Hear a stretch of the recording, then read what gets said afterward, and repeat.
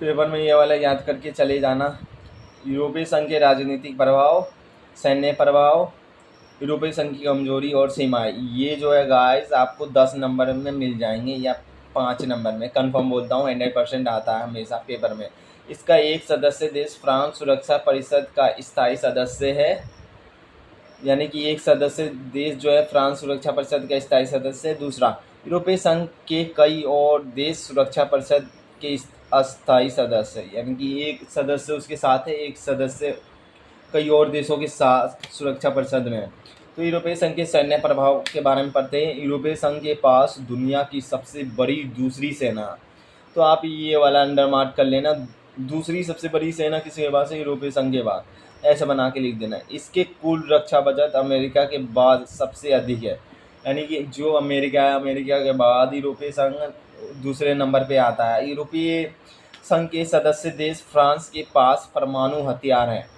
ओ भाई, ये तो तहलका मचा दिया। यूरोपीय संघ सदस्य देश फ्रांस के पास परमाणु हथियार है। तो गाइस आप बताओ, अंतरिक्ष विज्ञान और संचार प्रौद्योगिकी के मामले में भी यूरोपीय संघ का दुनिया में दूसरा स्थान है। यूरोपीय संघ दोस्तों ऐसा छोटा मोटा वो नहीं है, सबसे बड़ा है।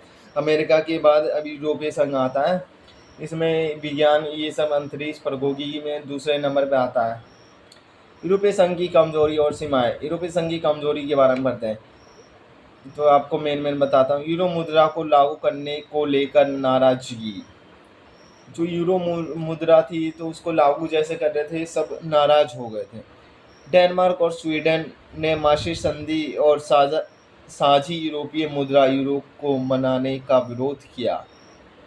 तो गाइस जो दो देश थे डेनमार्क और स्वीडन, माशी संधि को साझी यूरो मुद्रा को मानने का विरोध किया। जैसे कि दोस्तों इंडिया में बहुत सारा वो होता है, पैसे लागू होता है, तो दोस्तों श्रीलंका वो करता है, जैसे तमिल में केरल, ये सब ज़्यादा। तो उसी कारण एक ही देश में अलग अलग राज्य विरोध कर रहे थे। यूरोप संघ के कई सदस्य देश अमेरिका गठबंधन में थे। यूरोपीय संघ के कई सदस्य देश अमेरिका के गठबंधन में थे।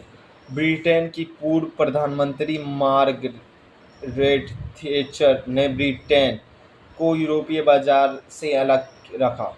तो गाइस ये वाला फर्क है, देखो। ब्रिटेन की पूर्व प्रधानमंत्री मार्गरेट, अगर पूछा जाए तो मार्गरेट थैचर ने ब्रिटेन का यूरोपीय बाजार से अलग रखा। तो ये वाला प्रधानमंत्री पूछा जाए तो ब्रिटेन की, तो ये लिखना। तो इसमें देखते हैं ब्रेकिस्ट कहा जाता है। देखो ब्रेकिट वाला यहाँ पे भी आया, वहाँ पे भी आया, यानी पेपर में आएगा 100%। ब्रिटेन ने यूरोपीय संघ के जून 2016 में एक जनमत संग्रह के द्वारा अलग होने का निर्णय किया, जिसे ब्रेकिट कहा जाता है। ब्रिटेन अब यूरोपीय संघ का सदस्य नहीं। इतना लिख दोगे तो इसके 2 नंबर कंफर्म हो जाएंगे। ये वाला चैप्टर बहुत ही ज़्यादा बड़ा है, तो मैं आपको छोटे छोटे टुकड़ों में करके समझा देता हूँ।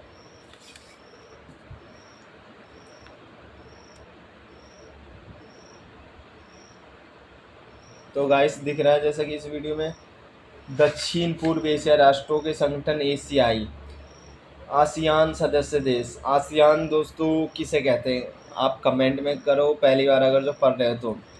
अगस्त 1947 में इस क्षेत्र का 5 देशों इंडोनेशिया, मलेशिया, फिलीपींस, सिंगापुर और थाईलैंड ने बैंकॉक घोषणा पत्र पर हस्ताक्षर करके आसियान की स्थापना की। इन 5 देशों को आसियान का स्थापना देश कहा जाता है।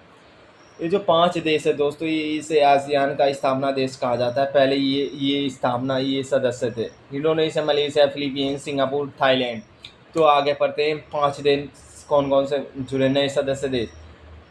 Brunei Darussalam, Vietnam, Laos, Myanmar, Cambodia. ये 5 नए देश जो कि आसियान में जुड़ गए। अब जो है 10 देशों का समूह को आसियान देश कहते हैं। बाद में Brunei Darussalam, Vietnam, Laos, Myanmar को, कंबोडिया को शामिल किया गया। इनकी स्थापना संख्या 10 हो गई। तो अगर जो आपको पेपर में लिखे आए आसियान किसे कहते हैं, आप ये लिख दोगे आसियान 5 देशों के समूह को आसियान कहा जाता है। कौन कौन से? ये इंडोनेशिया, मलेशिया, ये तो बाद में जुड़े, ये तो नए सदस्य देश है। पहले ये लिखो, फिर बाद में लिखोगे, बाद में ये जुड़ गई, ऐसे ऐसे देश बने, फिर 10 देशों का सदस्यों की संख्या हो गई। तो आसियान की स्थापना का मुख्य उद्देश्य क्या है? तो मुख्य उद्देश्य सदस्य देश आर्थिक विकास को तेज करना, आर्थिक विकास तेज करता है, सामाजिक और सांस्कृतिक विकास को हासिल करना, कानून के शासन और संयुक्त राष्ट्र संघ के नियमों का पालन करके क्षेत्रीय शांति और स्थायित्व को बढ़ावा देना। तो आसियान शैली, आसियान समुदाय के प्रमुख स्तंभ, आसियान शैली के प्रमुख स्तंभ कौन कौन से? ठीक है, पढ़ते हैं। आसियान सुरक्षा समुदाय, आसियान आर्थिक समुदाय, सामाजिक सांस्कृतिक समुदाय। आसियान ये जो है सुरक्षा समुदाय, आसियान आर्थिक समुदाय, ये सब है सांस्कृतिक और समुदाय। अनौपचारिक टकरावित और सहयोग योगात्मक मेल मिलाप का नया उदाहरण पेश करके आसियान ने काफ़ी यश कमाया। इसे ही आसियान शैली कहा जाने लगा। तो आसियान शैली आएगा तो आप यहाँ से लेके यहाँ तक लिख देना अनौपचारिक से। ये बहुत ही ज़्यादा सिंपल है, मैंने आपको अभी समझा दिया। चलो आपको इस वीडियो में मिलते हैं। ये चैप्टर बहुत बड़ा बड़ा है तो आपको मैं टुकड़े टुकड़े कर करके समझाऊँगा। तो आसियान सुरक्षा समुदाय में क्षेत्रीय विवादों को सैनिक टकराव तथा न ले जाने की सहमति पर आधारित। ये तो गाइस इतना मत पढ़ना कि आसियान के बारे में बहुत ही कम पूछा जाता है। आसियान क्षेत्रीय मंच, ये क्षेत्रीय मंच बहुत ही ज़्यादा पूछा जाता है। 1994 में आसियान क्षेत्रीय मंच की स्थापना की गई, जिसका उद्देश्य सदस्य देशों की सुरक्षा और विदेश नीतियों में तालमेल बनाना था। आसियान क्षेत्रीय मंच की स्थापना क्यों की गई, कमेंट करके जरूर बताएं। और कौन से सन में की गई? 1994 में आसियान स्थापना इसके लिए की गई सदस्य देशों की सुरक्षा और विदेश नीतियों में तालमेल बनाना थी, यानी कि इसलिए की गई जैसे कि दो देशों के बीच तालमेल बनाना और अंतर्राष्ट्रीय देशों में अपना सुरक्षा बनाना, इसलिए की गई। तो ये सब नहीं पूछा जाएगा, एक्ट ये सब फलाना ठिकाना। आसियान की उपयोगिता आपको मैं समझा देता हूँ, जो कि पेपर में आएगा बहुत ज़्यादा। देखो गाइस, इसमें लिखा चीन।